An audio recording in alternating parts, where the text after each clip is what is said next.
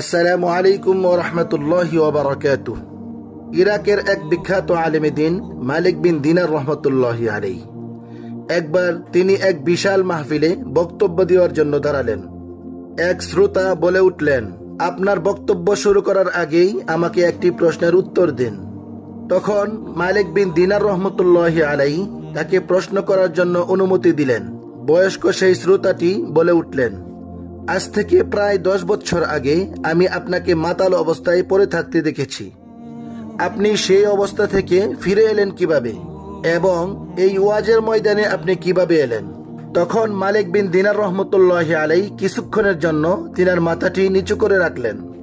তারপর মালিক বিন দিনার রহমতুল্লাহি আলাইহি বললেন, আপনি ঠিকই বলেছেন, আমি সেই ব্যক্তি। শুনুন তাহলে আমি কিভাবে ওই পরিবেশ থেকে এখানে এলাম।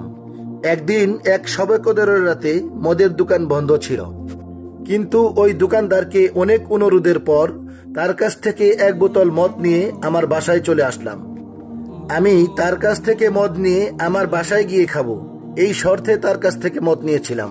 কিন্তু বাসায় গিয়ে দেখি আমার স্ত্রী তার রুমে নামাজ আদায় করতেছে। তখন আমার স্ত্রীকে নামাজ আদায় করতে দেখে ওখান থেকে আমি আমার রুমে চলে এলাম এবং সেই মদের বোতলটি টেবিলের উপর রেখে দিলাম। তখন আমাকে দেখে আমার 3 বছরের শিশু মেয়েটি দৌড়ে এলো এবং টেবিলের সাথে ধাক্কা খেয়ে বোতলটি মাটিতে পড়ে গেল। আর আমার সেই অবুঝ মেয়েটি খিলখিল করে হাসতে লাগলো। আর তখন ওই ভাঙা বোতলটি বাহিরে ফেলে দিয়ে আমি আমার বিছানায় ঘুমোতে গেলাম। সেই রাতে আর মদ খাওয়া হলো না আমার। পরের বছর আবার লাইলাতুল কদর এলো। আমি আবারও পূর্বের ন্যায় মদ নিয়ে বাড়িতে এলাম। বাড়িতে এসে মদের বোতলটাকে সেই আগের মতোই আবার টেবিলে রেখে দিলাম। হঠাৎ করে সেই বোতলটির দিকে তাকাতেই কান্নায় আমার বুক ফেটে গেল, কারণ গত 3 মাস আগেই আমার সেই শিশু মেয়েটি মারা গিয়েছে। তার কথা মনে পড়তেই বোতলটিকে বাহিরে ফেলে দিয়ে আবার ঘুমিয়ে পড়লাম। আর ঘুমের মাঝে স্বপ্ন দেখেছি এক বিরাট সাপ এসে আমাকে তাড়া করছে। এত বড় সাপ আমি আমার জীবনে কখনোই দেখিনি। আমি ভয় পেয়ে সামনের দিকে দৌড়াতে লাগলাম। এমন সময় এক দুর্বল বৃদ্ধকে দেখতে পেলাম এবং সেই বৃদ্ধ আমাকে বলল, আমি খুব দুর্বল এবং ক্ষুধার্ত, আমি এই সাপের সাথে পেরে উঠব না। তার চেয়ে বরং তুমি এক কাজ করো, ওই পাহাড়ের ডান দিকে চলে যাও। তারপর আমি ওই পাহাড়ে চলে গেলাম এবং গিয়ে দেখি আমার সামনে ধাউ ধাউ আগুন জ্বলছে আর আমার পিছন দিক থেকে এগিয়ে আসছে সেই সাপ। সেই বৃদ্ধের কথা মতো আবারও ডান দিকে ছুটে গেলাম আর আমি ওখানে দেখতে পেলাম সুন্দর একটি বাগান।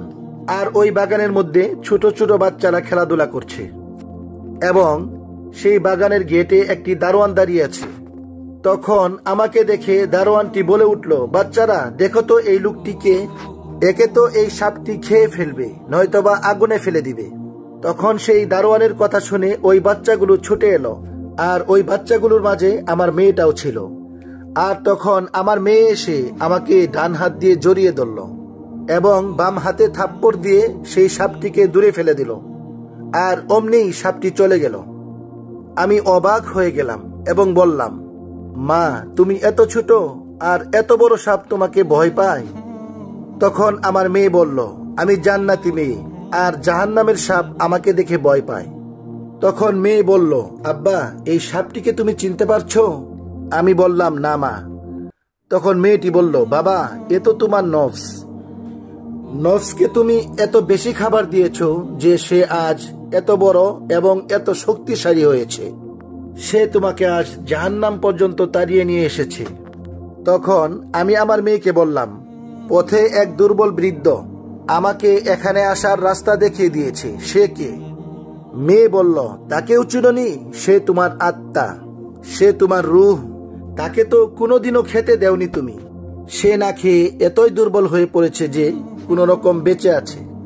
আর সেদিন থেকেই আমি আমার রূহকে খাদ্য দিয়ে যাচ্ছি আর নফসের খাবার একেবারেই বন্ধ করে দিয়েছি।